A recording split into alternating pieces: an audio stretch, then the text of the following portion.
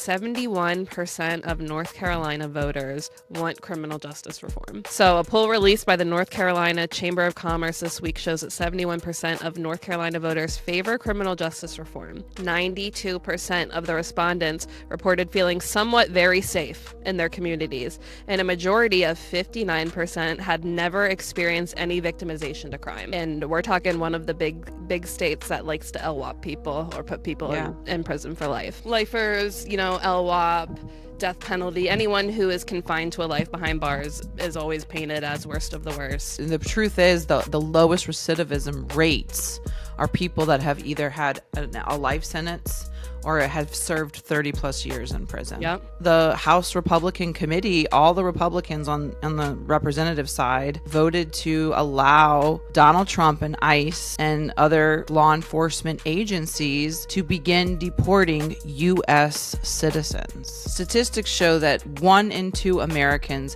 have somebody incarcerated or have a family member or a loved one incarcerated or will have a loved one incarcerated. If you're not impacted by incarceration personally, you need to get educated. Mm-hmm. There is a new proposed bill in Alabama that could send Alabama inmates to foreign prisons because they're stating the Alabama Department of Corrections prisons are too soft. As people die in there daily. Prison wives, ladies, prison husbands, the time is now. This is for the prison wives. Still don't break, love don't fold. I'm still here, I'm still gold. Through the glass, through the gate. I literally just told Gigi guys that I was like, we need to just hit start and go because I'm so my feelings right now. I'm just having a crash out moment, and I was like, honestly, this is real, and this is part of this life, and it's not always perfect, and Yeah. it's hard, and I'm just having one of those crash out moments where I'm like, everything's really hard to process and do as one person out here, I'm having that crash out where I'm just it's just a lot to know that you're handling everything on your own. They're there emotionally and stuff. It's just hard. Yeah. Can I ask what, and if you only feel comfortable talking about it, obviously, what triggered all this? Literally, okay, I don't know if it's I'm susceptible to having crash outs in the morning. I do think that's a thing. I really do. Because that's usually when they happen. But I had to go pay my credit card bills, and I was so confused because both of them, that I only have 2. This is so stupid that this is what sent me spiraling.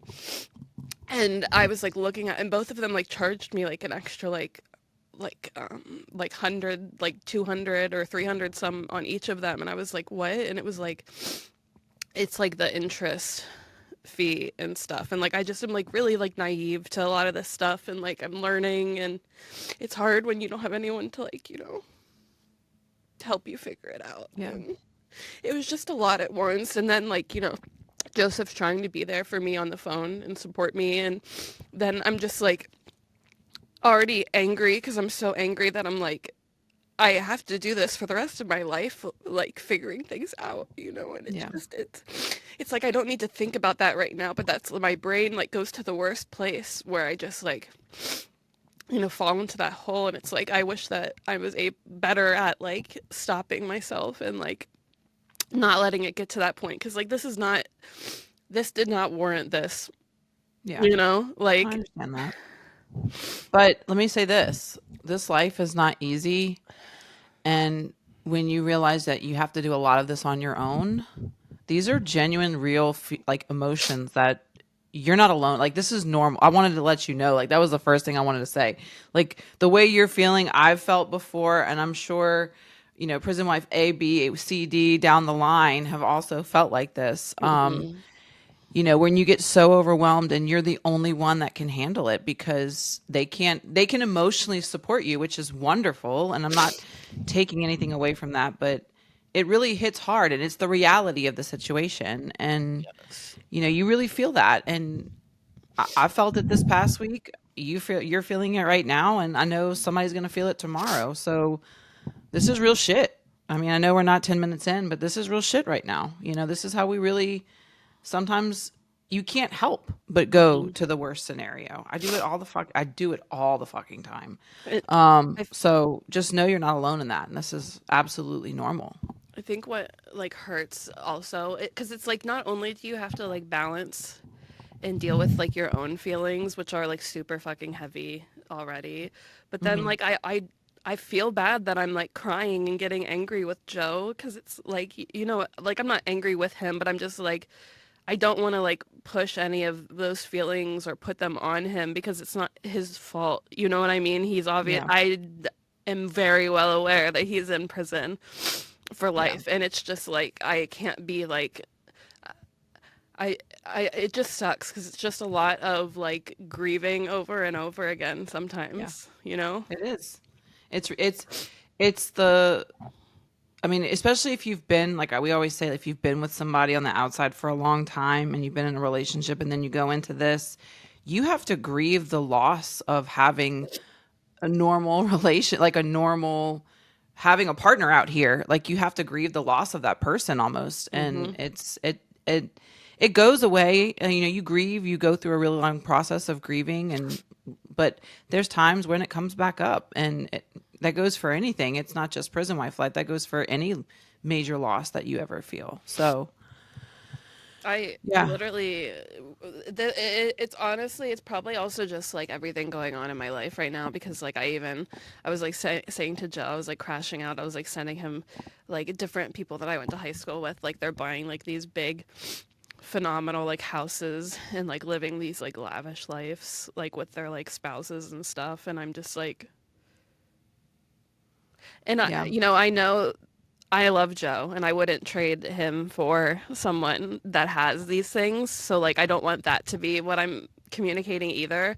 I think it's just sometimes like mourning like the normalcy that like you wish that you could have. Like I wish that Joe and I could have that normalcy. I don't want it with someone else, you know what I mean? Like I want yeah, him. And it just kind of like it's like uh you know. yeah. And I'll say that's why I don't get on.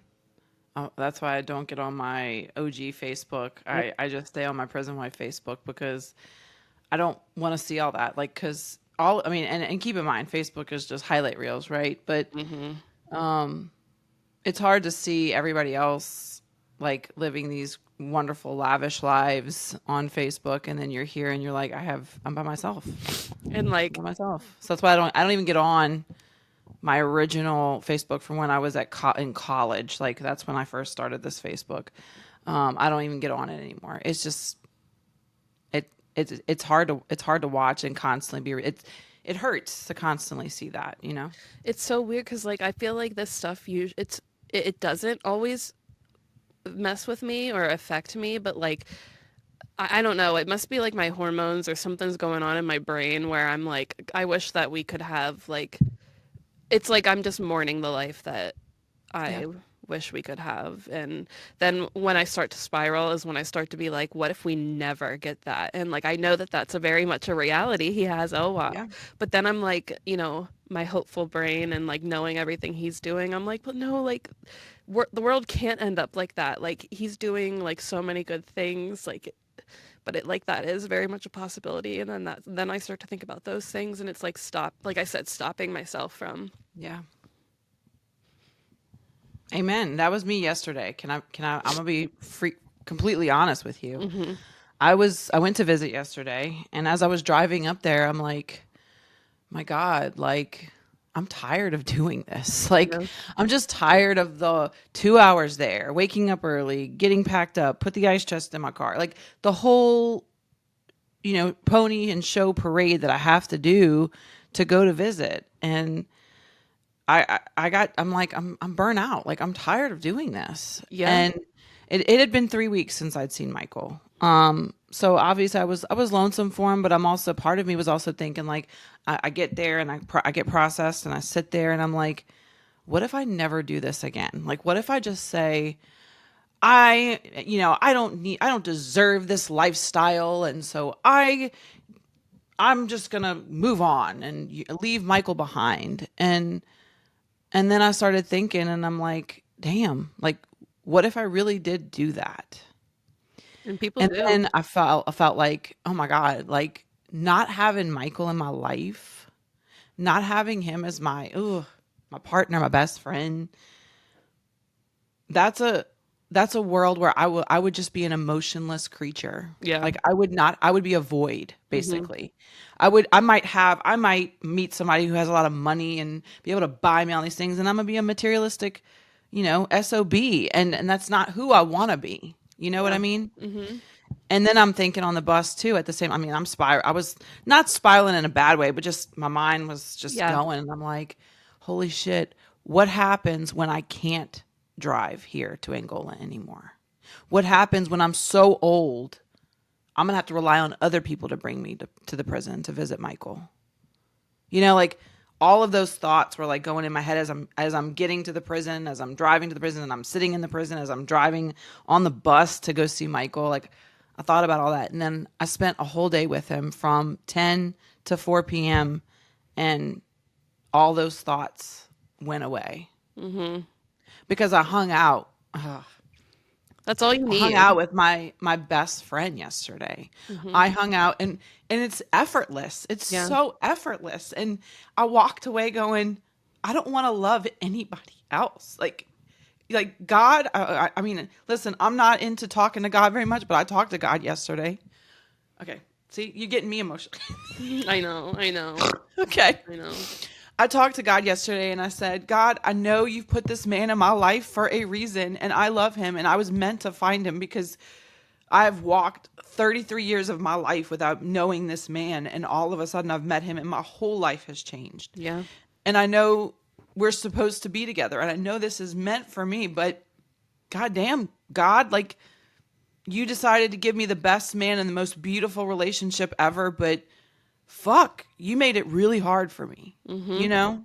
Hmm. Okay. No, Okay.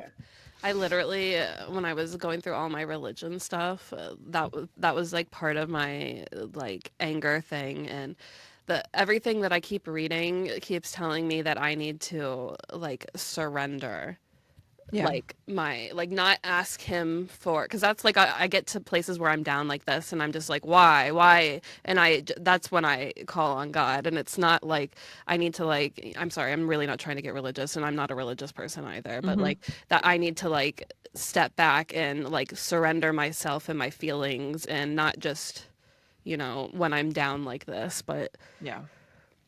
I know. so it's But hard. These relationships are not, there's no cookie cutter one, and they're not normal, and there's no normal way to fucking do this shit. no.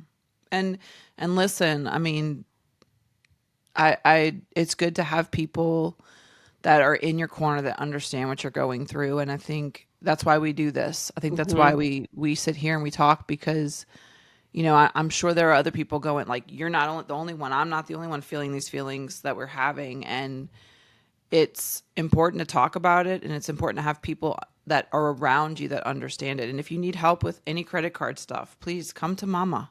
Hey, I Come to will. Mama, honeys, I have no because idea what I'm doing. I will help you. And I don't know if you know this, but I just found this out because at Securus and JPay, they charge you an interest fee if you put money on the books from your credit card. Well, then that's probably also happening. Yeah. Now, I don't know about GTL. I just know about Securus and JPay. So I had to start using my debit card, or I just put cash. I just do cash now because I just go to the kiosk at the facility. But so if you need help with credit card stuff, I will help you. I I will will. help I you. will hit you up, and Okay. I won't cry and No, you can cuss cry. out That's about the whole it. thing. That's what I'm saying. Like, you can cry to me. You can vent to me. Like, I think that's why it's so important to have prison wives as friends because I don't think other people would understand. Well, they'd be like, "Why are you crying over interest charges? They're Like, the why first are you thing. crying over this?" Like, they wouldn't understand the whole gamut. You Listen, know the, what I mean? the first thing anyone would say to me that isn't a prison wife that would know that I'm crying about Joseph and something about him being in prison forever, they would literally look at me and be like, "Well, you knew he had LWAP, but what do you mean?" Like that would be like the very first thing, and The I'd just be blanket like, response. Yep. Yep. I'd be Well, like, you all knew right, you got yourself into this situation. You knew what you were yes, walking into. yes, yes. Doesn't mean that all the feelings that I like, the That emotions doesn't I invalidate everything I'm going yeah, through. yeah. Like, this isn't a normal relationship, so it's not going to be a normal grieving process and working through things process. And I know that. Mhm. Yeah. So fight me with my big ass rings. Hey. Hey. Period. Got my thumb ring on. I love it. I love it. I need more bands. I'm even wearing my emerald. Oh, I love. Oh, I love. So an Beautiful. 8 fits my thumb. Okay, I'm so jealous of your tiny ass fingers. They're long, but they're just very They're so tiny. tiny. Yeah. Cute. So I'm excited. Yay. All right, everybody. Well, I'm hello hopefully and done welcome. crying. Welcome. We're back, bitches. Brittany's back. And we're on episode 55. 55. It's your friendly host, Gigi here, and I'm here with Your friendly crybaby host, Paige. we're both crybabies today. It's okay. This is I me. mean, it's a lot. It's a lot. Hey. Do you see her? Oh wait. Oh, there she is. My little bunny. My little crybaby bunny. It's It's me. Paige. All right, guys. Well, welcome to Love Within Walls, a prison wife podcast. And before we get started, we're going to go ahead and give a shout out to our sponsor. Our sponsor is Beyond Bars Imaging. Hit up Paige because she is putting out some fierce spring and summer photos. Go ahead and get at her at our Instagram, TikTok, or on Facebook. And you can take a look at her work, and she can merge pictures. She can make pictures with different backgrounds, change your clothing, add people in that weren't even in the visitation room. So go ahead and hit a girl up and get at her. And I just wanted to say, we just had our Earth Day giveaway. And so two of our lucky Love Within Wallers on our Facebook group are going to win some caricatures, right? So I'm very excited about to see those. So she also does caricatures. They're $5. They're amazing, well worth it. Better than any price you're going to pay on the street. So, friends, get at Paige at Beyond Bars Imaging, please. I'm a little bit behind though, so your patience is appreciated. Love you. All right. We love you guys. All right. And I also wanted to shout out Patreon. We just got a big notice in our email stating that we are now eligible for yearly subscriptions. So if you are interested in joining our Patreon, where we put out spicy and extra content, personal content, all kind of stuff, you can go ahead and go over to Patreon and join for the year. And guess what, guys? It is 20% off the entire package if you buy the year subscription. So Our girl Abby, who listens to us, and she shot my jewelry with me the other day. She told me that she just listened to our first Patreon episode the other day, and that she had like the belly laughs and was laughing so hard. And I was like, I love that aw. so much. I was like, I'm gonna go back and listen to our I first know. one. I forget because I mean we've been doing it almost. I want to say it's been almost a year that we've started the Patreon. So, I'm excited. So, yeah, there's a lot to go listen to. I think we have up to 21 episodes, and obviously other additional content if you are interested. And we're gonna probably be starting 22 very shortly. I know we're behind on our work, but we're gonna be hitting it up, and we're gonna have fun with this one. I'm very excited about the next one we have planned. All right, Paige, are we ready to get this party started? Oh, yeah, I cried, so now we can start. All right, here we go. Let's get it going. What up with that? What up with that? All right, guys, it is What Up With That legislation. Paige, did you have something, or you want me to start? Can you start? Because I promise I Sure. did not look up any. I would be happy to start. All right, guys. So, of course, the big news I'm coming out of Louisiana with this one because Royce Duplessis, who is a representative, a state senator, pushed forth a bill for post-conviction relief for non-unanimous jury verdicts. This was SB 218. It says Louisiana is the only state still upholding Jim Crow era non-unanimous jury convictions. SB 218 seeks to apply the unanimous jury requirement retroactively, offering new trials to those with unconstitutional convictions. So just to give everybody, I've been pushing this since we started the pod. I feel like this is something that can actually be a criminal justice reform in the reddest of red states, Louisiana. Basically, our public voted to end non-unanimous juries. They said it was unconstitutional. And so it is unconstitutional technically, but the problem is you have at least 1,600 plus men and women who are still serving time with non-unanimous juries because it wasn't made retroactive. Well, Senate Bill 218 went through the Criminal Justice Committee and is now hitting the Senate floor. So this is a really big bill that could actually do some amazing things for a lot of people stuck behind bars with a 9-2 or not, sorry, a 9-3 or a 10-2 verdict, where not all of the jurors felt that they were guilty. So thank you. Shout out to Royce Duplessis for putting forth this bill. He is a wonderful, oh my gosh, he is a breath of fresh air in the state of Louisiana. I will say that. So, and I know people that will be personally affected by this if it does go through. So very, very hopeful. It looks really good this year. Last year we were so close. Yeah, I This year remember that. actually looks promising. So Good. Yay. Okay. I have two stories that are actually kind of positive. So Okay. again, there was a poll that came out yesterday that 71% of North Carolina voters want criminal justice reform. 71% of them.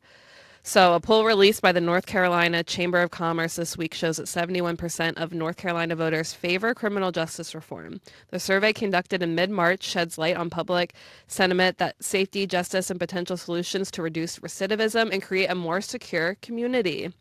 Notably, 92% of the respondents reported feeling somewhat very safe in their communities, and a majority of 59% had never experienced any victimization to crime. Wow. And we're talking one of the big states that likes to LWOP people or put people in prison for life. The perception of safety is surprisingly high, and it is also ties directly to the growing support of reforms aimed to better address nonviolent offenses and recidivism.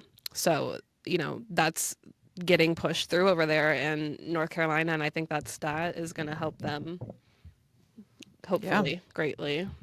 Well, I love that. You know what I'm seeing? I'm also seeing like trends and people going to the polls and making their voices heard. Yep.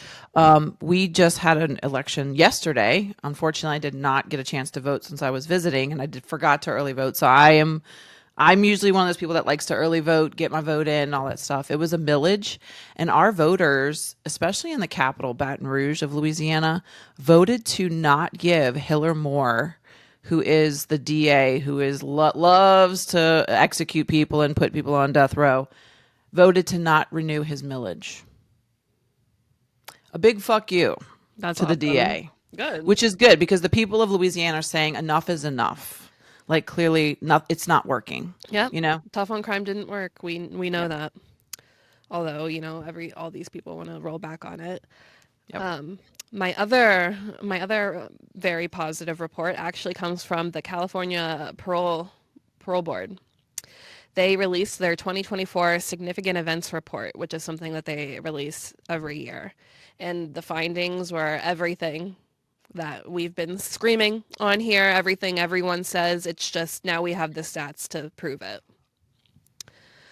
Parole hearing volume decreased down from 7,999 scheduled hearings to a significant drop, 3.42% from 2023.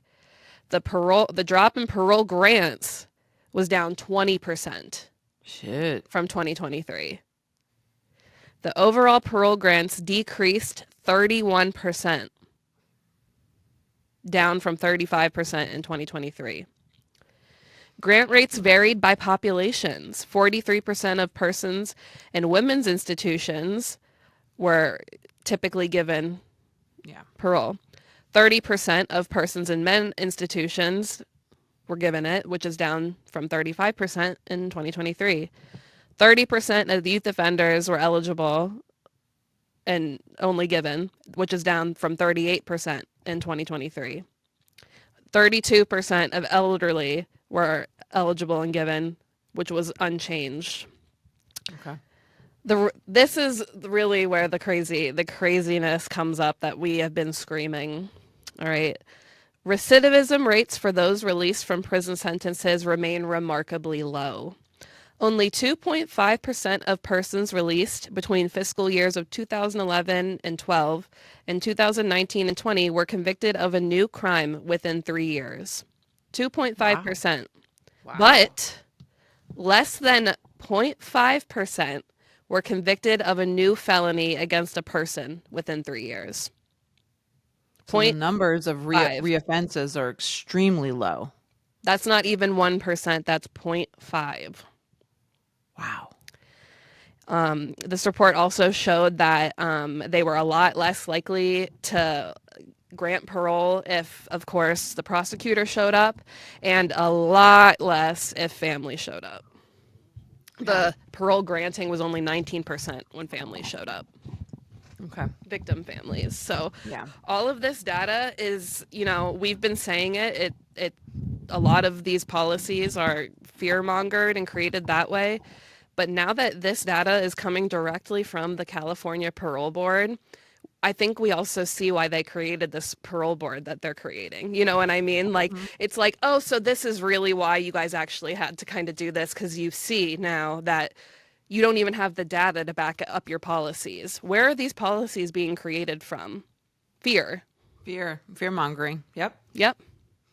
The belief that if we lock up more people and keep them away and out of society, that we'll somehow be safer, which clearly is not not true, because if that were the case, we would be the safest country in the world, and we're not.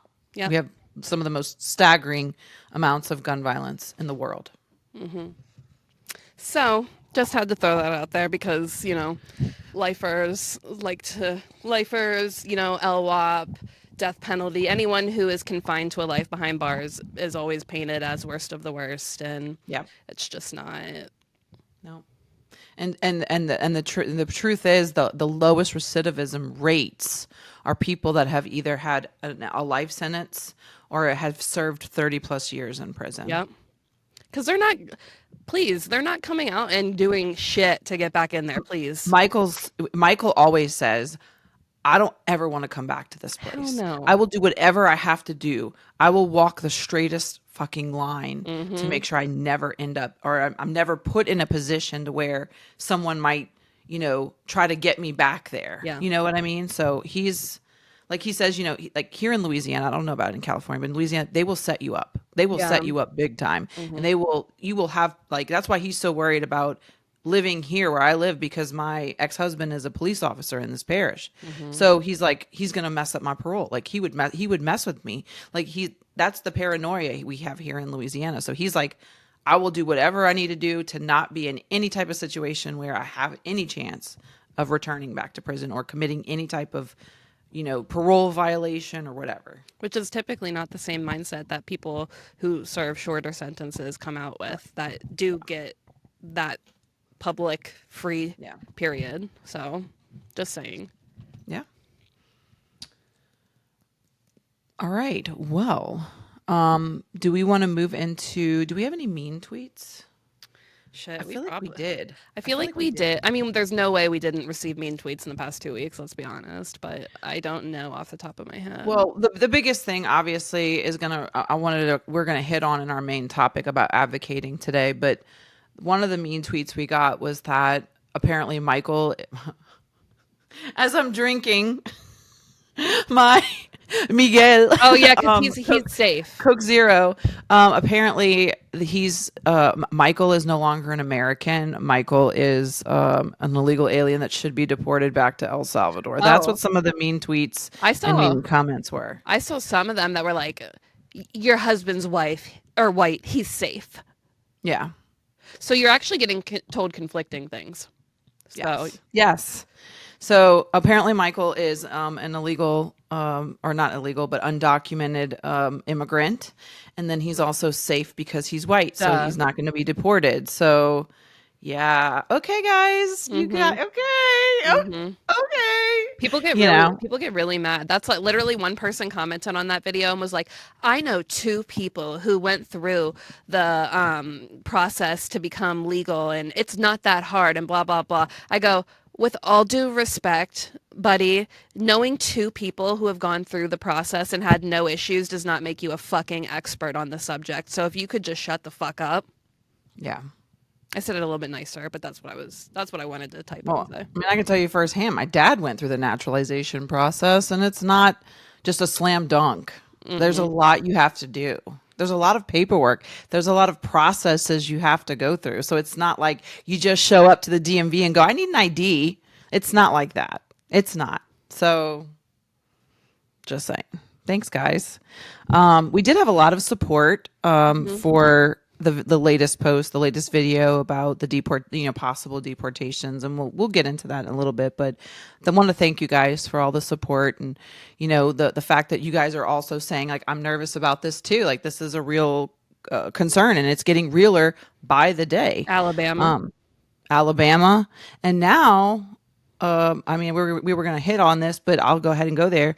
Now, the House Republican Committee, all the Republicans on the representative side, voted to allow Donald Trump and ICE and other, I guess, law enforcement agencies to begin deporting U.S. citizens. And there's a whole list. I posted a whole story about it. There's a whole list of representatives who voted for this, and none of the Democrats did. Even children with cancer are allowed to be deported now. So, if you haven't been watching the news, guys, now's the time to start paying attention, because I'm gonna lose my. We've been talking about this, and now it is slowly becoming a very real thing. Oh my God! I saw a story about a fucking baby that is somewhere here, because they deported its parents and they don't even know where the fucking baby, like, I'm sorry, I actually want to throw the fuck up. Like my brain can't even like process these things. Like y'all, and there's and for the people that are like, America, there's a Marine, a US born Marine soldier, veteran in El Salvador because he's Hispanic. Fought for this country in Iraq in the early 2000s. What's their logic for that? What? He had tattoos. Oh, God forbid. Oh my God. It's very, very sad. So let me tell you, if you're like, well, they should be gone. All these violent offenders should be gone and all this stuff. Like, fucking video if you're like that, because just get like, out of here. Yeah, like, let me tell you something. If it's my husband, the next person is going to be someone you know. So, yeah. Without due process. I saw that's the kicker. Okay, I'm sorry. That is what I did see that this morning, and I reposted that on Twitter, and I'm like, is anyone paying attention to this? Yeah. He thinks people shouldn't have due process. Sir, what the fuck were you screaming about during your whole shit? Yep. When you were getting convicted of 34 felonies. Holy fuck, dude. I'm going to lose my goddamn mind. I'm not trying to make you lose your mind. I'm just this is the real stuff, guys. And it's stuff that I was hoping we wouldn't have to talk about, but I kind of knew it was coming down the pipe, and I've been kind of warning you guys. And then, I posted on my personal page. I went straight for the jugular. The people that sat here on our pod and told me I'm too political and I'm too, you talk too much about politics, Gigi. I'm like, bitch, I'm telling you, this is happening, and now it's fucking happening. We're literally directly connected to politics, whether we want to be or not. We are in this shit. Mm-hmm. We have to pay attention. We have to pay attention to bills. We have to pay attention to legislation. We have to pay attention to where the government is going with this. This is our husbands. So I'm sorry, I know they're Wallers, but shut the fuck up. Yeah. Shut the fuck up and pay the fuck attention. And stop telling me to shut up and sit down, because I'm not going to do it. You don't like it? Find another podcast. And I'm telling you. Sorry, I'm getting spicy, but I needed to say that because I'm constantly told to shut up on my own podcast. I'm constantly told that. And I'm telling you, guys, if you go back and listen to previous podcasts, I said, if we're not careful, they're going to start deporting our loved ones. And that is a very close reality right now. You could literally make like a video of us saying this is going to happen. This is going to like leading up. And boom, it happens. Like, check, literally. Check. Yeah. Check every time. So I love y'all. It's not an issue of not loving you guys, because I love you guys immensely. But when I'm told to sit down and shut up on my own platform, and then the stuff I'm saying is actually happening, fuck you. That's all I got to say to that one. Gaslighting stops. Yeah. All right, so let's take a pause and we'll get back into advocacy, because I know we want to hit that. I know you got some stuff to talk about, but we obviously need to take a break and pay attention to Paige's press-ons. It's time for our third host here.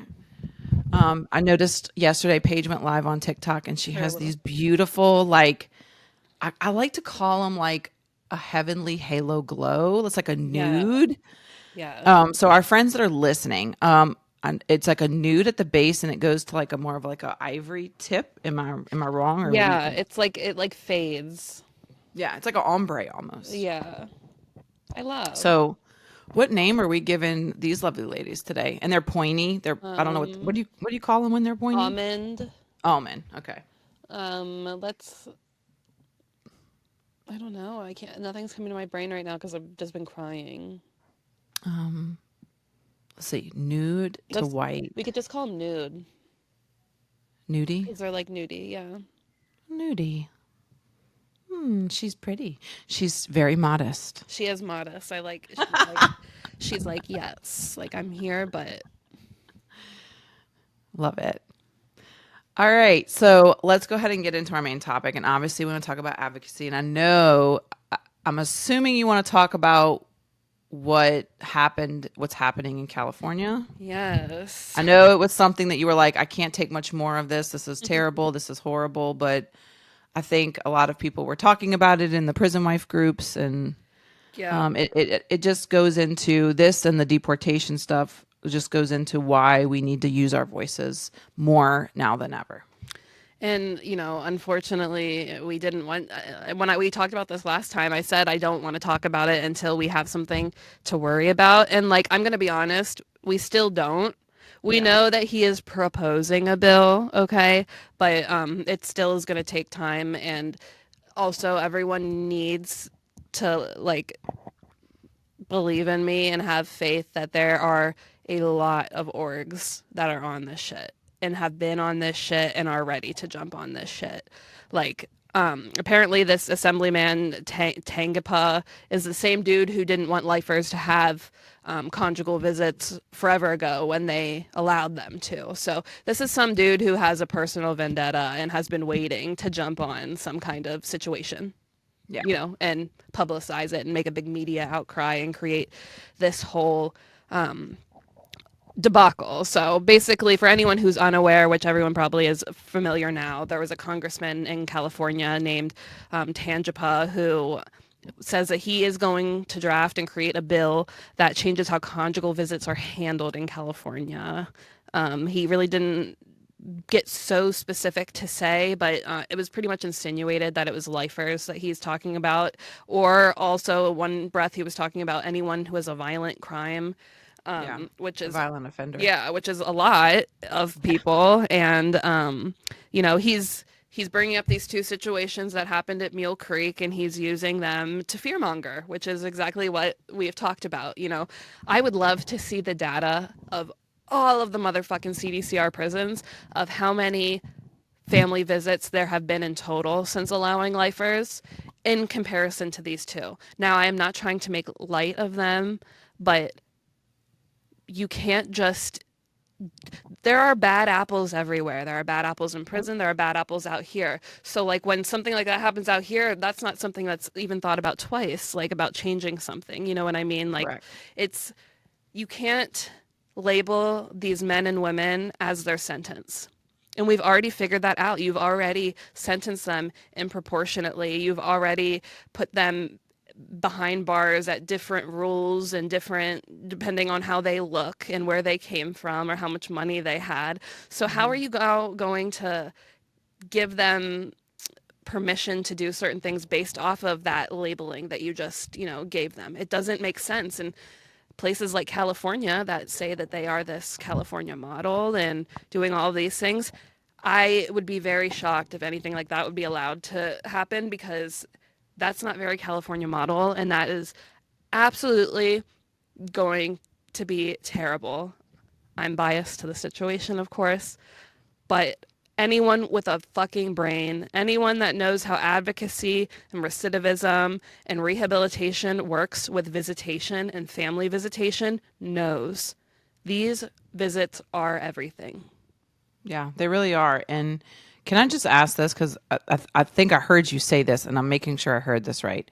The two incidences that they're basing this bill off of happened at the same facility. They did, and they happened at the facility that lets people have, they literally were letting people have them every month, like every 30 days. And they were like 3 nights, not even 2 nights.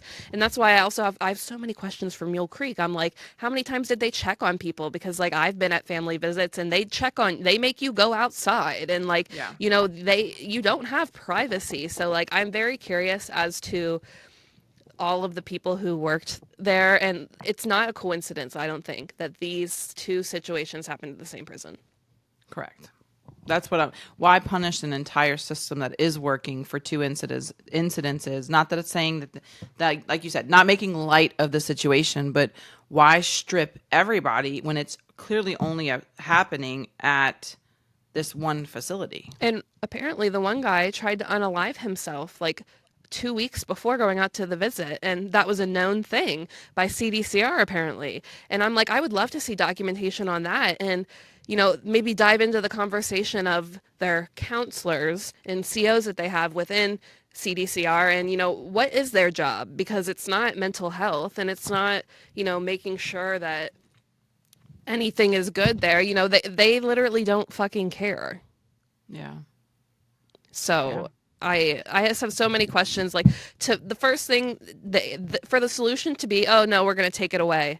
No, that doesn't work with fucking toddlers. So why the fuck do you think it's gonna work with grown-ups and real situations and real lives? It's just the way that these congressmen play with these people's lives, as if they're not fucking real, as if they're like dolls. Like, I would love this motherfucker to step into a prison. Please go visit. Go meet some of these people that you are putting into this category. I'm serious. I'd love him to. I'm going to post this clip and tag it on whatever fucking social media he has. Yeah. I mean, listen, I don't think the people that, and the statistics show, and this was straight from the International Family Prisoners Conference. Statistics show that 1 in 2 Americans have somebody incarcerated, or have a family member or loved one incarcerated, or will have a loved one incarcerated. So if you're not impacted by incarceration personally, you need to get educated. And blanketing people across the board, first of all, it's a dangerous thing to do. It's a very dangerous thing to do, because then you start with generalizations, then you start with, and then it becomes, well, a mob mentality of us against them. And it's really, we know, because we see the benefits. There's been books written about the benefits of why these programs were created. Yep. And Paige even made these beautiful posters, these beautiful banners about, when I'm with him, these are the moments where he gets to be a human being for 48 hours. When he's lying in bed next to me, it's the safest I feel. So don't tell me he's not a safe person. And so we know what these family visits do for the incarcerated individual, for the families, for their children. It allows them a moment to be a family, to be a couple, to be a unit, to be human. And if you strip all of that away because of two incidences that happened at the same facility, and you're punishing the entire one of the, well, it is CDCR is the biggest prison system in the country, hands down. And you're punishing a very large population of violent offenders. This because of two incidences at one facility. Ooh, that's a huge problem. Yeah. Because you need to look at that particular facility and what they're doing and how they're running things versus punishing people like Joe, punishing people like Paige, who Joe is an outstanding incarcerated individual model. He is a counselor. He is a mentor. I mean, he's doing wonderful things inside, and you're taking that away from him. It seems to be very counterproductive. He doesn't want to look at the people that he's affecting. He Because thinks this is what's going to work. And he doesn't see he doesn't see people like Joe, like people like so and so as individuals. Yeah. He doesn't see them as human beings. He sees them as things, Yeah. like little pawns in a chess game. Characters in their fake prison games where they can move people around and upgrade and make money and make. That was a whole other thing. I read your comment, and then I went and read the other comments too. And you weren't the only one saying how fucked up that was. So just saying. Yeah, you guys. Side note, I literally on fucking Facebook, I was just scrolling. There's an ad. So you know how there's roller coaster Tycoon and stuff where you can build your own roller coaster park and stuff. Why the hell did I come across one that was called Private Prison Tycoon? Yeah. You dead ass build your own prison and upgrade it, the security, and build on and get more people and make it bigger. What the fuck? Yeah, I had it on my Facebook and it popped up and I saw your comment and you were like, what in the actual fuck?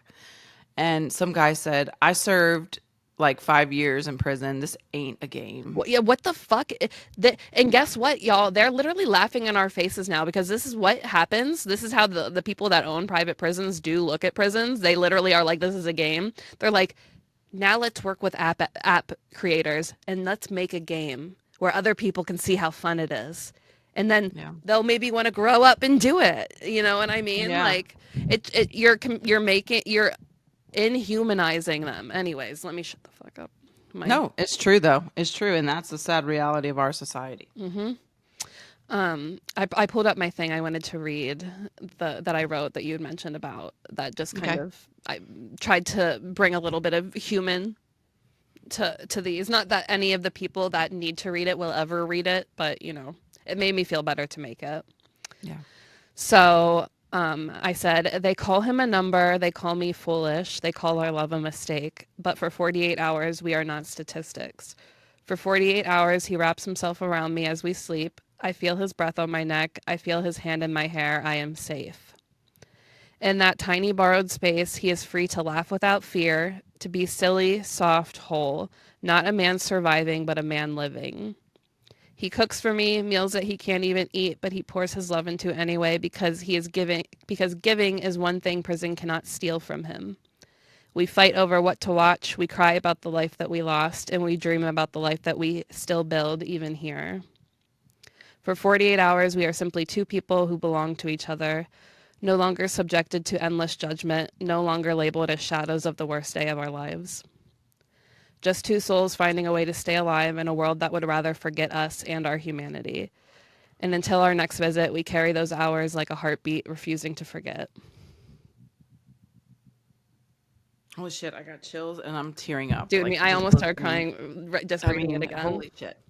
It's just because it's so true. Mm-hmm. It's so true. And people that don't have a loved one incarcerated will never understand what those words mean and how important those words are. Mm-hmm.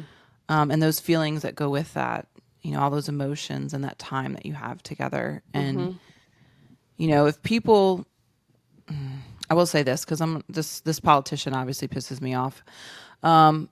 If politicians would stop trying to scratch their own backs because you know that there's somebody giving him a push to do this. And really, if they really care about, if they really truly, these people that are fear mongering really do care about safer communities and, safer things, they would be looking not at punishing people that have already been kicked down and that are considered undesirables by society's standards or marginalized. They would be looking at what is something proactive that we can do. How can we make them human? How can we keep the recidivism rates low? What, like these are programs in place to keep behavior good, because these are privileges. These are not just given to No. anybody and everybody. You have to earn this. You literally can't have any like domestic violence, which is also, let me just bring that up again about this past. Apparently, you literally have to dance around certain things. Like if you even have some kind of slight domestic violence possibility, like you were charged with it and you weren't even found guilty, you have to fight and jump through hoops to get a family visit.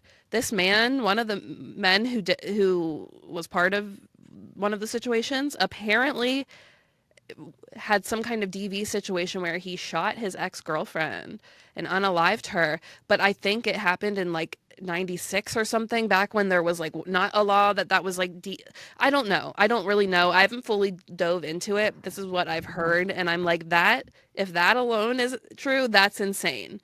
Because, part of my husband's case was fire. So he set fire to something, and that is an arson charge. You know what I mean? He was never found guilty of it because obviously he was found guilty of murder, but he was charged with the arson. And because he was charged with that, we almost didn't get family visits at certain facilities because he might be considered a risk to, maybe he wants to burn down the family visit unit. Yeah. And that's how deep it goes. So that's why I'm like, if that's true, that's crazy. Yeah. So. Yeah, and I mean, like you said too, I was just going to the fact that if you get one write-up, that's the first thing they take. Oh from yeah, you. you're done. You're losing family visits for like 6 months. Yeah. So this is not something that's just given out like, participation awards. That's not how this is done. I mean, it's very careful. They go look back through the jacket. They look at all charges and any charges you have. It is a very meticulous process. And like you said, the guys have to jump through a lot of hoops just to get their name on a list to be able to be considered for a family visit. Mm-hmm. So I just, like their counselor has to sign off on it. Yeah. So like, a mental health professional. Yeah, let's follow those trails at Mule Creek. Who was these men's counselors and why did they see them as deemed fit? Because everyone I know who's had to fight to get family visits has had to fight and has had to really show that you were able to get them. So either that or everything is loosey-goosey over at Mule Creek. Yeah. So I just hate the idea of punishing all for one particular facility's issues or problems or, mess up in handling a situation. And I don't know the details of how they handle stuff at Mule Creek, so I can't speak to that. But obviously, if this is not the first, the most recent 2 offenses were at this facility. Mm-hmm. So all eyes are on them, obviously. But I think if politicians would look at statistics and really see how more beneficial than hurtful these programs are, they wouldn't be so quick to jump to end them. In fact, more, that's what I was getting at. If they really care about keeping, streets safe and stuff like that, then they would look at, instead of treating these people like, animals in a cage, treat them like human beings and you might have a better outcome. You know what I mean? Like, you can't make money off of people by treating them like human beings. No, hey, nail on the head. So, bums. I think where we want to go with this too is that, Paige brought up the fact that there's a lot of nonprofits fighting this. There's a lot of maybe other politicians trying to fight this. and the last bit of the puzzle is us. We made a video about someone. I think Addie had asked a question a few weeks ago about, should a prison wife be an advocate? And we said 100%, and then we got the comments, oh well, you should just do the time with them and shut up and whatever. Never. Never, babe. Never. So I'm gonna say this. This is the time where your voices, especially if you're a prison wife in California in the CDCR system, this is the time where you need to write your representatives, where you need to write your senators and say, please do not let this go through. Please do something about this, and speak out and advocate and share posts. And, there's a lot, like you said, there's all those nonprofits that are fighting this proposed bill. Share it, get involved, do something. Like, even if you don't want to get involved, share their stuff, educate the public that this is not the way to go, because this is actually moving backwards like the rest of the country and is not moving forward. That's one thing I think a lot of women don't understand. Like, I'm in a lot of different CDCR groups, and when the link and everything was posted, there was drama in some of them because some wives who have men that have certain crimes, like, will speak out of character, or like will speak without thinking, and sometimes be like, well, just get rid of anyone that has a violent crime, or, why does LWOP have family visits and all these things? And these people don't realize that it's always a starting point somewhere, guys. Like, it doesn't even matter. You're next, okay? Like, they'll take away from them. Then guess what? The next step will be taking away all family visits for California, because why should anyone deserve them? It's like, it's not, oh, I'm not involved in that. I can sit back and watch, and like, oh, maybe I'll get more family visits now. It's like, that's not what, I wish we didn't have to say that, but like, there was so much of that. It was so disheartening as an LWOP wife. Like, I was just like, what the fuck? Like, yeah, people that are supposed to have your back, right, are saying these things. Yeah, a lot of women. And let me say this, as someone that lives in a state, because I don't know if a lot of CDCR wives understand, because they're only in experience with CDCR. 46 of the 50 states in the United States do not have what you guys have. Yeah. So keep in mind, when you make blanket statements about getting rid of family visits, how hard that's going to be, because there are states that don't even get the opportunity, and the majority of institutions in this country, state-run institutions, do not have this. And if you, and some states, for example, Connecticut, you have to know the person before. You have to be married prior to their incarceration to even get a family visit. I saw some prison wife groups that weren't specifically California that were sharing it, and that were like, ladies, we have to, even, I know this isn't like this isn't specifically a California group, but like, we need to hop on board and help them with this, because if we want hope anywhere, which is true, if any other state, like, you know what I mean, we can't let them backtrack on anything, because that's going to be the first step. Yeah. And there are groups of women who are trying to get family visits, like, for example, in Texas and other states everywhere, that are trying to get this. And they're like, like you said, we need to hop on board here, because if we want family visits, if they shut down California, the rest of the country is done. Yeah. It's like, it sucks, but that's the truth. Yeah. There's no way, because every time it'll be brought up in any other state, these two cases will be brought up immediately. And they'll say, Absolutely. well, even California didn't think lifers or these people should, so no, Yeah. And we know that this happened in Arizona, and they got rid of family visits in Arizona. Yeah. So, the last hope for progressive reform through family visits is starting to break down, and this is where we need to stand up and say something. Even, like I said, if you're a CDCR, you should be fighting, but even if you're not a CDCR wife, you should also be standing, sharing, discussing, educating. I know maybe writing a state representative wouldn't do much if you're not living in the state, but still just getting involved, because if you want hope of criminal justice reform coming to your state, letting other states slip, like, for example, Louisiana, can be detrimental to the rest of the country, especially a system as big, the biggest system in our country, CDCR. So everyone just think about that next time you you see something, you scroll by something, or you hear someone say something. Like we are in this together. Yeah. And I'm going to bring this also to the Alabama thing because, this is from alabama.com, which is their personal news site. I know you can't see it very well, but basically there is a new proposed bill in Alabama that could send Alabama inmates to foreign prisons because they're stating the Alabama Department of Corrections prisons are too soft. As people die in there daily. Too soft. And ADOC, we know, is one of the worst prison systems in the country. So, you guys, time is now. Let's start advocating. We need to use our voice, and we need to not be worried about what other fucking people think at this point. Because you know what?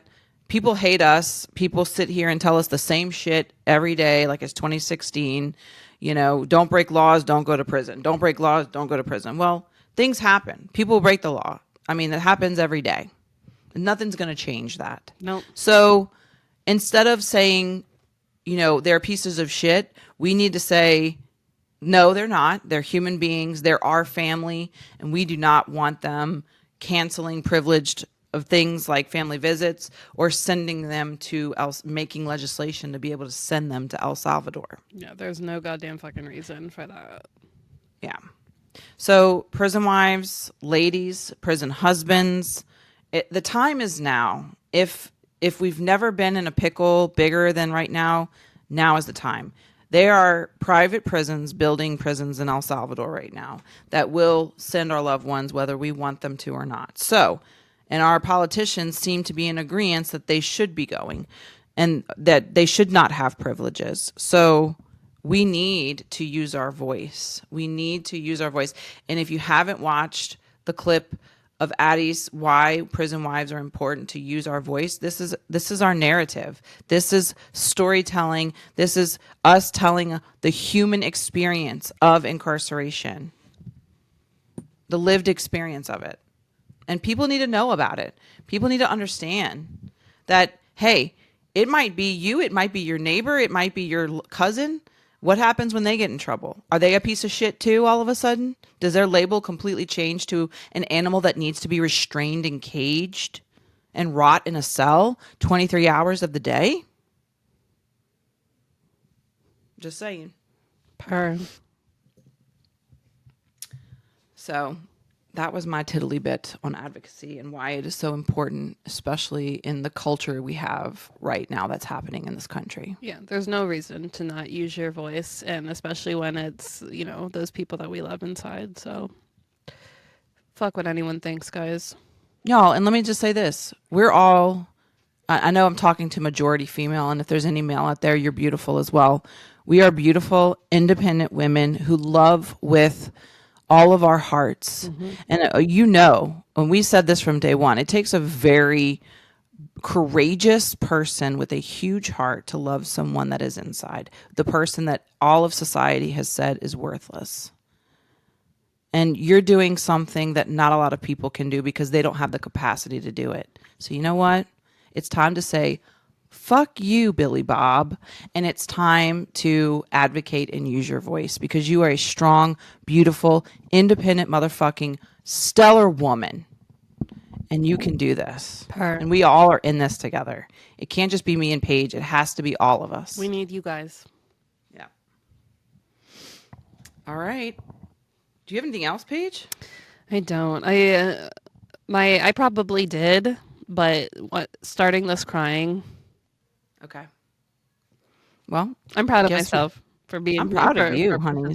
You're being vulnerable. Thank you for sharing that because, like I said, I think, it's cool and fun and dandy when we come out here guns ablazing or, laughing our asses off, and being silly. But it's also important to show the true humanity of what happens when your loved one's incarcerated and all the feelings that go with that. It's so true because it's also like when I see people being like that, I do feel less alone, like less like because sometimes like when I have these moments, like because I usually have my crash out moments by myself and I don't like to talk about them, I'll just like feel like this is only happening, only me, like I can't handle all this.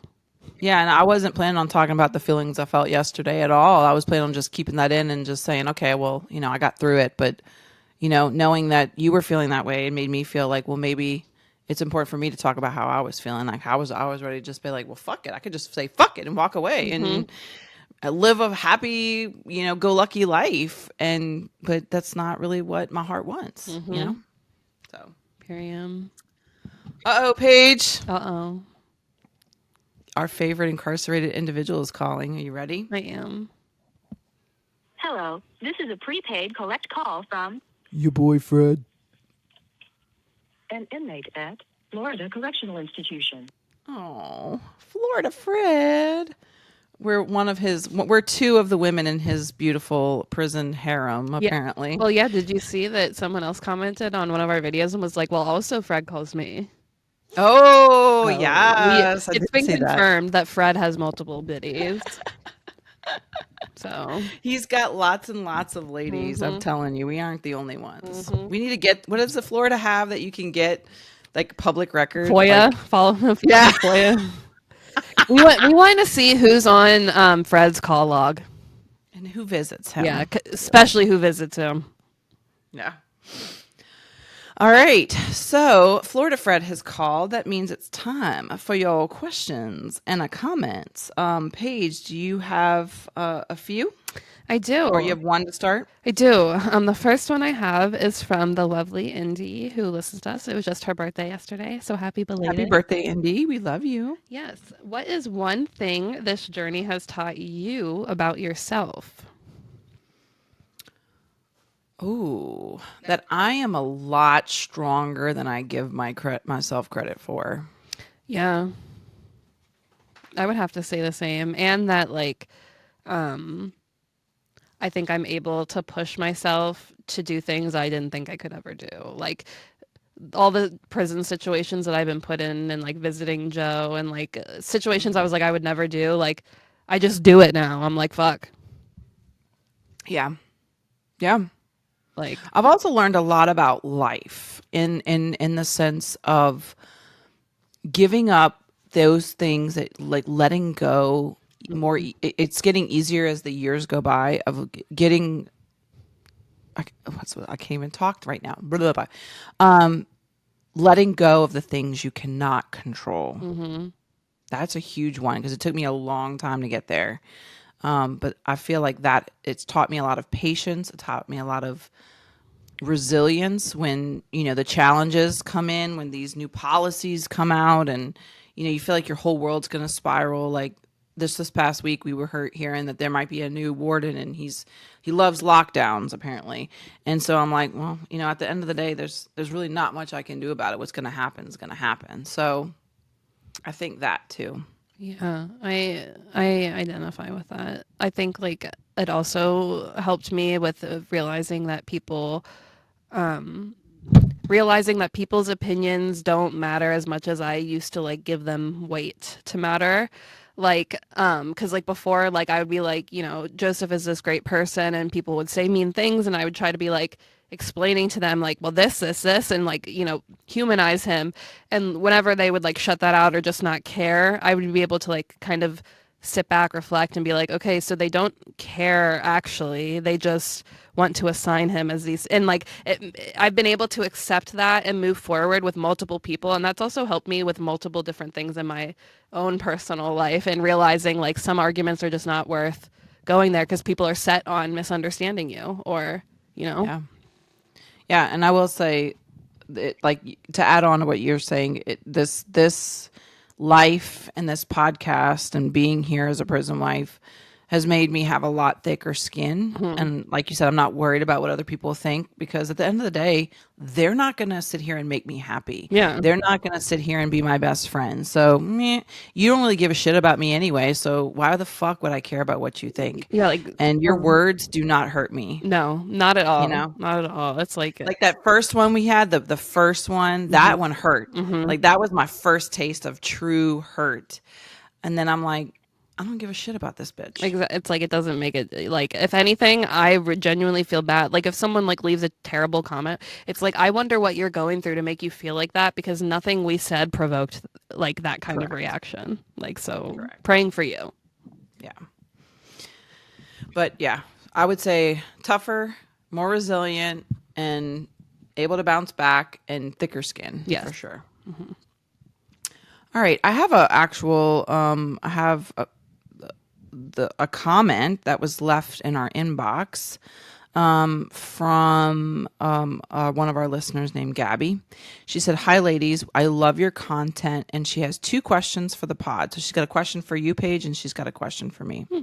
Paige, what is a simple yet beautiful moment you look forward to in your family visits? She's got multiple questions, so that's her first question. I'm gonna just give the first answer because it's the first thing that popped in my head, so I feel like that's better.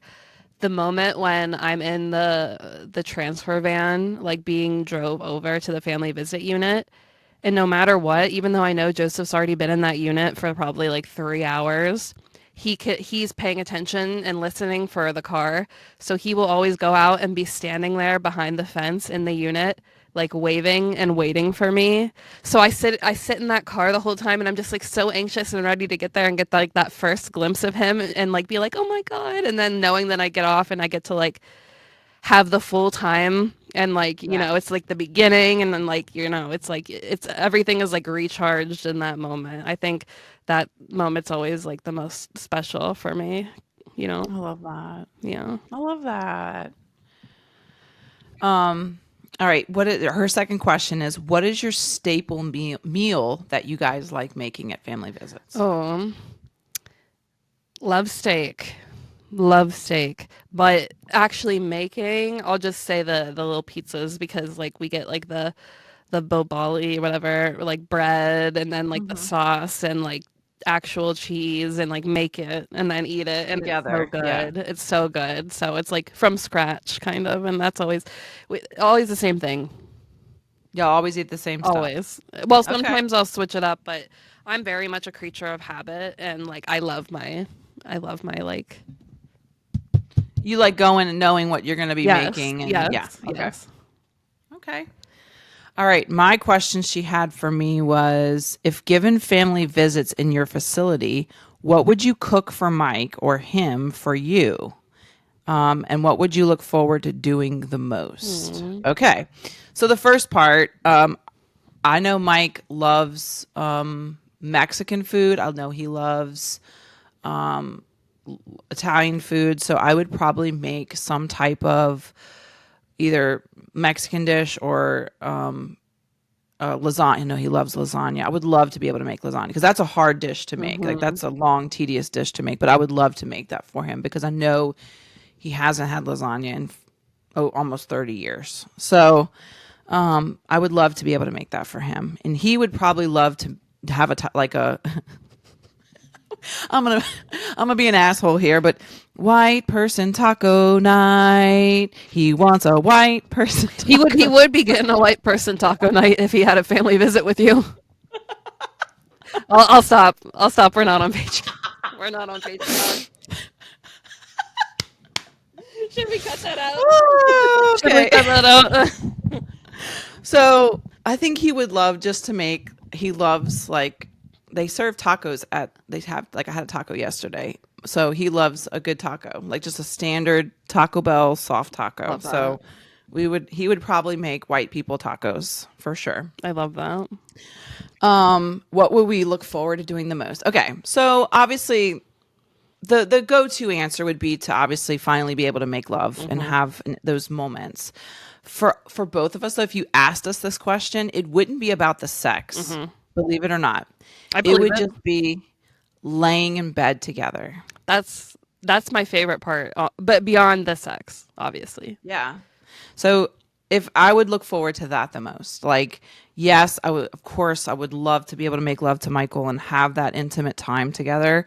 But both of us really just want to just lay there and hold each other in bed and not have to be told, oh, you're kissing too much or you're touching too much. Or, Because guess just what? You're have, like, yeah. And I would just love to be able to kiss him the way I would love to kiss him, so. this makes me sad. Yeah. Because I mean, we kiss, we get a little tongue in there, but I always tell when people like ask me, like one of my good friends asked me, I'm going to my visit my first time. I don't know what to do. I don't know how to kiss him. I said, well, listen, I'm 9 years in and I still don't know how to kiss Mike completely because we can't kiss the way we want to kiss. Yeah. So There's people, there's people watching no matter what. So it's awkward. oh yeah. But, So to have that private moment, Yeah. to have those intimate times, even if it's not just sex, but just kissing and holding each other would be, that's to me would mean the most. perfect. Yeah.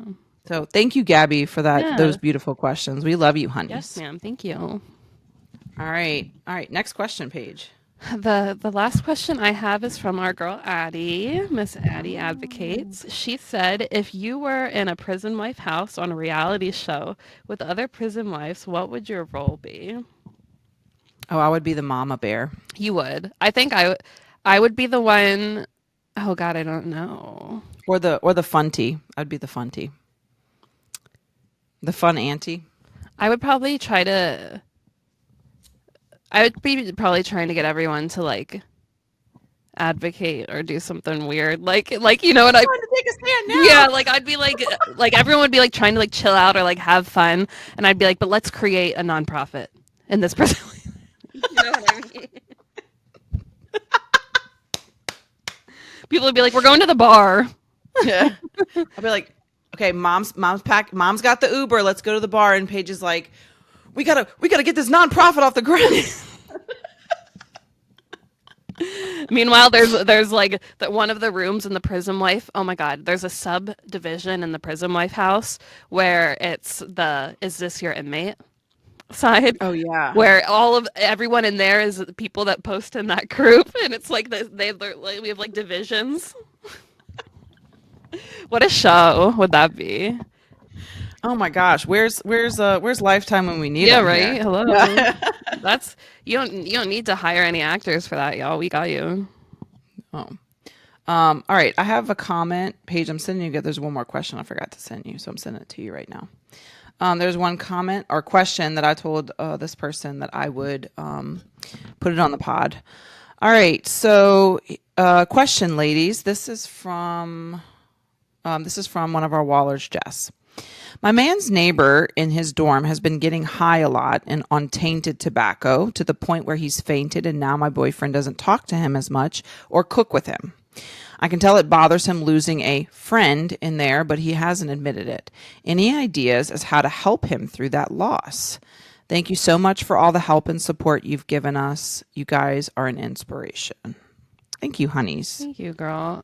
The first thing that comes to my mind just hearing that is like you working through that process in your head and being aware of it is like an A plus already. But like you could literally comfort him in the way that immediately I'm thinking and being like, hey babe, I know you're going through a lot. Like you just lost this person who is your friend, and losing friends is never good. But like I'm so fucking proud of you for being able to make that decision and step away for your rehabilitation and your future and our future. And I'm sorry that your friend is going down this path, but the fact that you're able to do that, you're gonna meet more people that are on that path, and you not get sucked into that, because who knows, you can't be around because it.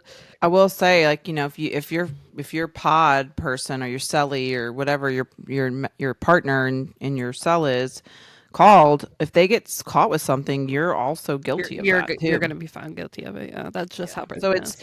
it's probably beneficial to cut that tie if someone is going down the wrong path, because then they will bring you down that wrong path as well. Yep. Especially if he's so close to Yeah. getting out or parole or whatever, that could really hurt his chances. Mm-hmm. So The- You have another one? yes. This is also from our girl Addie. If love letters and prison visits had Yelp reviews, what would yours say? Oh, Hmm. gosh, it depends on the day. If love letters and prison visits were on a Yelp review, I would rate each of my prison visits on my Yelp yeah, review based off of like who like well, I guess that would how it goes. depend because also I'd be Yeah. scared of like retaliation. Yeah. It would have to be an anonymous Yeah. Yelp review. I would put maybe like 3 out of 5 stars. Like I had a great day at Angola, but the line was too long, Mm-hmm. or or 1 out of 5 stars. A CO came after me personally and made me leave visit early by myself, and whatever. Mm-hmm. So But yeah, we already know that the reason those things don't exist and because they don't fucking care. it would. Well, listen, if they were all about the reviews, they would want to hear what we have to say. Yeah. So, for sure. But it's as easy as dismissing things our loved ones claim. You know what I mean? They're like, oh no, Yeah. that's crazy. That's not real. Yeah. That didn't happen. Literally. Like, okay. Did we do this one from Indy of if you could plan the perfect welcome home day, what would it look like? I don't think we did. Okay. She Oh, asked, wow. what would you do? Oh my God. I don't have a good answer because I feel like I would forget things. Like I would just probably like have all of the food he wants, all of his family. I'd plan like a party because I'm a total party person with like balloons and like. But then I would be like, all right, everyone needs to leave at 9, and not a You second need later. that banner that says, Yes, go home by 9. yes, because the rest of the day would be for me. Yeah. And I would need that. But also we would probably have to talk about it because like a party coming out, maybe that's not what he wants. Like Yeah. the fact that we've never even talked about things like that. You know what I mean? I have no idea. I would want to do whatever Well, he would want. yeah, Michael said that he does not want everybody there. He Yeah. just wants me to pick him up. He wants to go to Taco Bell. That's his first thing he wants to do. Hopefully we can make it 2 hours to get home. If not, we may have to stop at a hotel. Right. But I mean, I would love for our first time to be in my house. Like, I've had a dream, believe it or not, of this where I walk him through the house. He meets Gustavo. I show him a tour of the house, and obviously the last place I show him is my bedroom, and that's where we just Oh, please. That's where you're going melt. first. Yeah, I Our know, that's what I'm first saying, family like, visit, man. I tried to like unload stuff, and Joseph was like, "No, we're not. no, we'll do that after. Let's get this in right now. He's not getting a tour of your house, ma'am. What the fuck are you talking about? After your 2-hour car ride, getting a tour of your house, please." Yeah. No, I'll just do a quick tour, and then the last place we'll end is the bedroom, and that's where we'll just not come out of the bedroom. You'll But just he stay in there. doesn't want.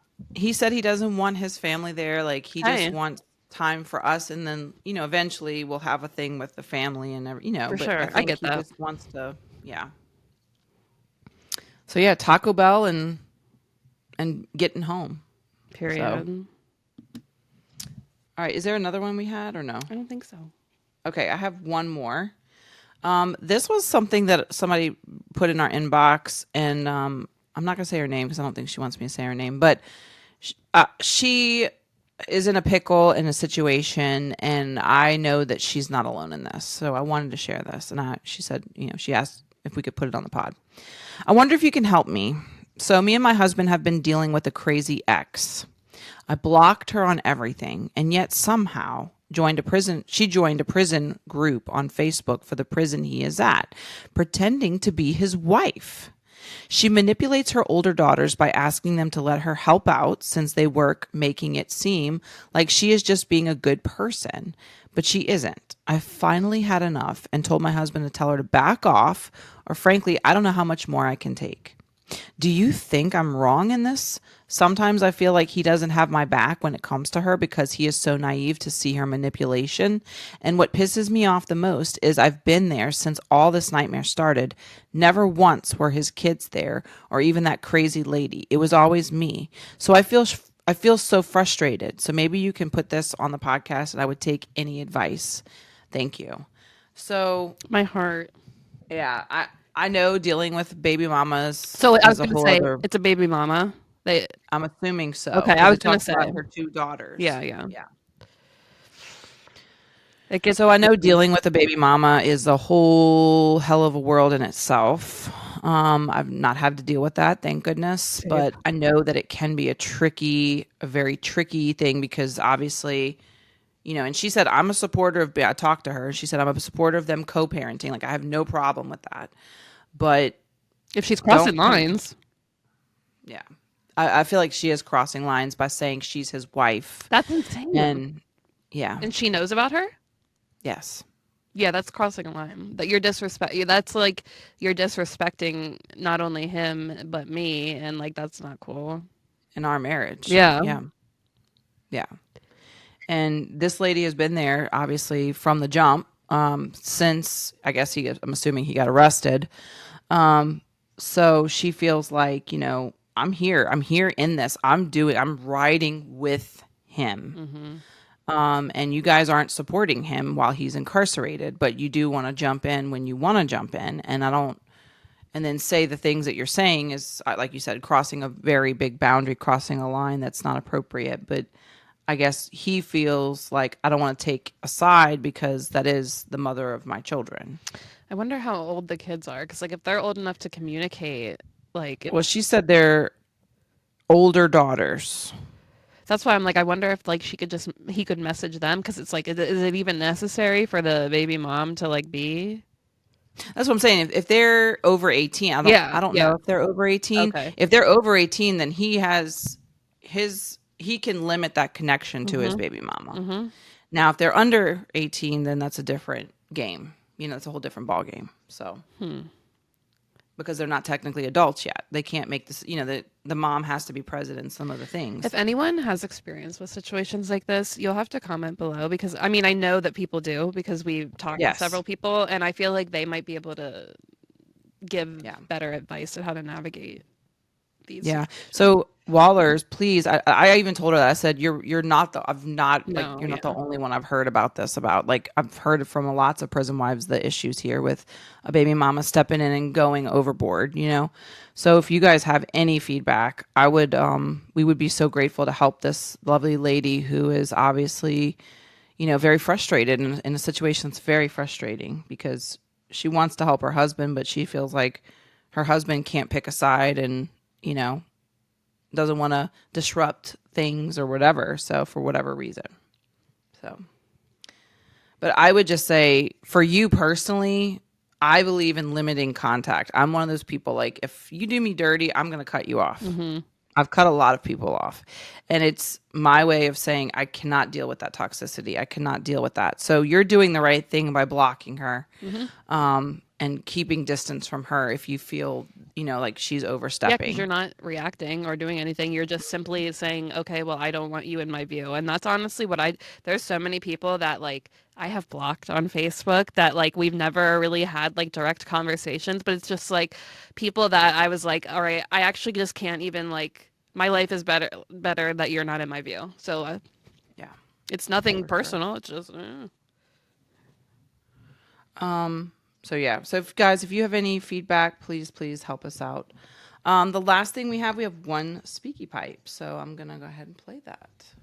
Love a good speaky pipe this time of the pod. All right, here we go. It's from Mr. Bill. oh, Love you, Mr. Bill, already. I'm just gonna say Yes. that. I love you. All right. So, ladies, it's just really rough right now. You know what I'm saying? I love y'all. I really do. I love the content. I love the presentation. I love the whole thing. And y'all are both beautiful, beautiful ladies. love him so much. But I'm really hurting right now. There's another execution tonight here in Florida, and it just hurts. Now, I can only do so much, and I try to do as much as I can.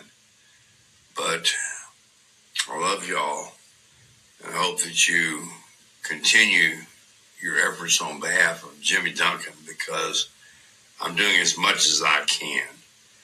And Catherine and I are working on a few things together. And I'm just so afraid that it may not. Oh, it cut off. Okay. I guess he's afraid that it may not go the way it should go. So, can I give a little background about that real quick? Yeah. Okay.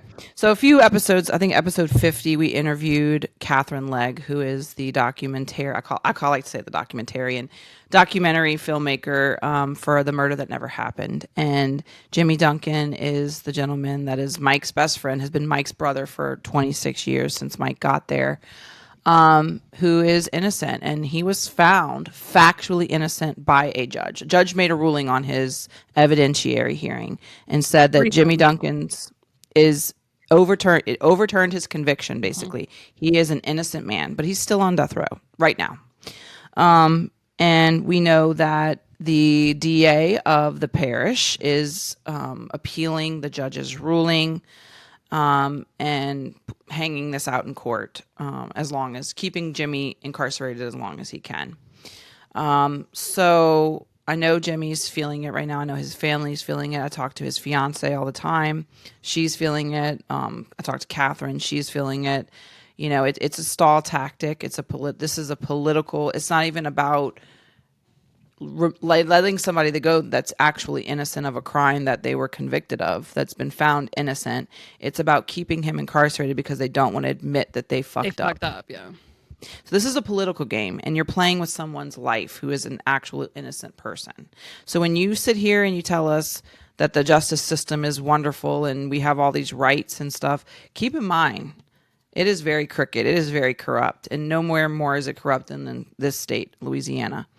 So I think he's feeling it. I think the amount of executions, this is the most we've had in a very long time. I think we're already at 18 executions, and it's just the beginning of May for 2025. Florida's pumping them out too. They're just Florida just the one he was talking about, the gentleman was executed. And there's a bunch more coming up. So I feel you, Mr. Bill. We're not giving up the fight. You and I both hate Louisiana politics. You were a victim of that as well, so you get it. I know you do, Mr. Bill. We love you. We support you, and we're here for you. And this is not easy. It's not an easy journey to sit here and fight for people that, to see them as human beings and fight for them and fight for their freedom. People, especially that are innocent. So, we're with you, and we love you. I love his heart, and he's one of the most genuine people. For those who don't know, Bill served well over 40 years, and 50 years. Yeah, basically 50 years in prison, and he is out now, and he's literally advocating and giving his whole life and soul to helping bring these people home. And I just have so much admiration for him and the person he is and the heart he has, and I love him, and I'm just so glad that we all met. We love you, Mr. Bill, and thank you for everything that you do Always. To fight, to work. And I'm glad you and Catherine are working together, and y'all know that you have our support and all of it to help Jimmy come home, because he deserves to come home. He's not guilty of what he was convicted of, and that's been not ruled on by a judge who wrote this beautiful, long, very well written out ruling. So not only that, but the state of Louisiana owes him money. Yeah. For the time. And they don't want to pay him. No, they're not going to want to. And y'all, just so you know, Louisiana is about to they got rid of if you're innocent, you cannot sue the state. If you get an overturned conviction, you cannot sue the state of Louisiana. They just passed a bill this past week. Everyone needs to get the fuck out of there. Telling you. Don't, please, this is why when I get so amped up about Louisiana, people are like, oh, shut up, Gigi. I'm not, I just want to say, I just want to shake, because I'm like, wake the fuck up. It's happening. It's happening here. I'm telling you. I'm not lying to you. So like I said, Mr. Bill and I both know firsthand Louisiana justice and how corrupt it is. And so we're with you. And you guys, when you tell me it's not real, it's not true, I'm just going to sit here and laugh in your face when it happens in your state, because it's happening here left and right. So, but we're on the mission to free Jimmy Duncan. So we'll shout it from the rooftops with you, Mr. Bill. That's for sure. Heck yeah. Especially with our fucking Contosaurus Attorney General Liz Murrell, who wakes up every day and wants to kill somebody. Yeah, so. she's got major issues. We still are doing our documentary on her. Yes, we are. We're working on that for sure. That's coming up soon. But that's all I had. Thank you, Mr. Bill, so much for that wonderful message. And I'm sorry you got cut off, but I don't know if something happened or you got a phone call or what. But your message is so sweet. And we love you, and you're amazing. So Love you. all right, y'all. Well, that's all I had. Do you have anything else, Paige? I'm done, and hopefully there's no more tears for the rest of the day. Yeah. Look, hey, no pockets. We have no more fucks to give. Period. I don't. I really don't. All right, guys. Well, we love you. Be on the lookout for a meme of the week. Yes. And share, like, subscribe, rate, give us your feedback, leave us comments, help our friends out on our questions here. If you have any resources that can help them or any insight that you can help them with. So we love you guys so much. I know we were off last week, but we missed you, and I'm glad that you missed us. It was so sweet to see the messages like, is there no pod this week? Is there? I love it's just It's nice to y'all. know that y'all care. Yes. Gosh. I love our Wallers. I really do. And we made it to Love you guys. double nickels. Double nickels. All right, guys. Well, y'all have a wonderful hump day, a wonderful week, a great weekend, and we will see you back here next week. We love you. Love y'all. Besitos. Have a good week. Don't let the government or anyone else get you down. Yeah. Fight, fight, fight. Use your voice. We will not be silent. All right. Love you guys. Bye.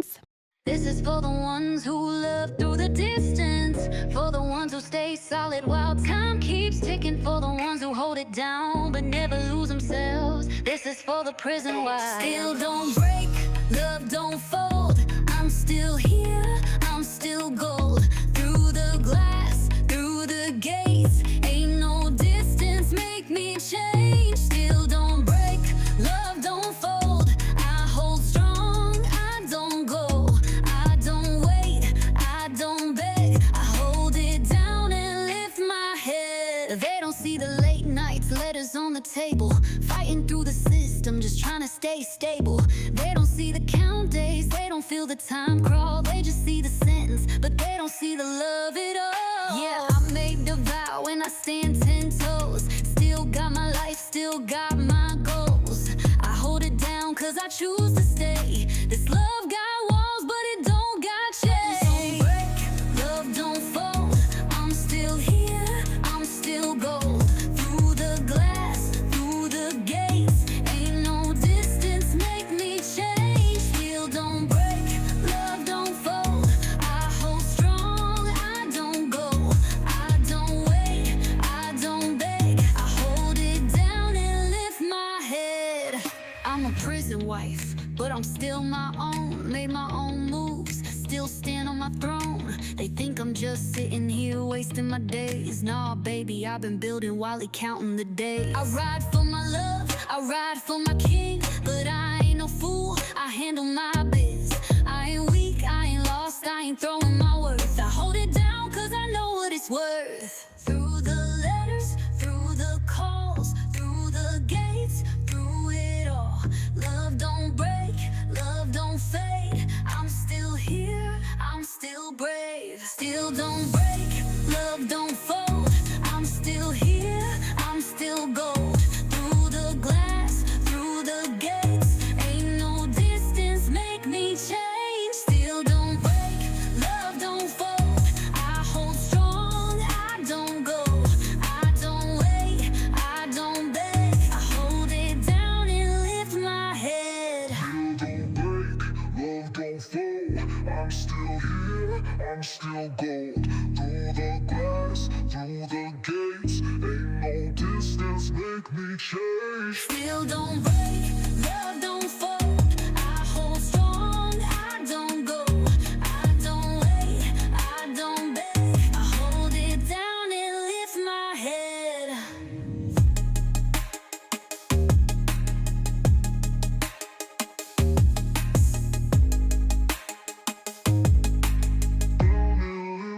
head.